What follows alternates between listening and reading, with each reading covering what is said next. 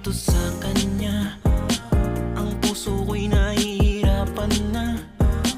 Ano pa ba ang pwede kong gawin na uubra upang maakit siya?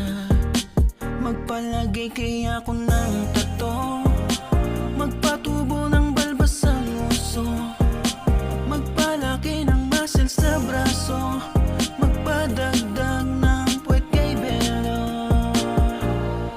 Buksan mo, papasukin ako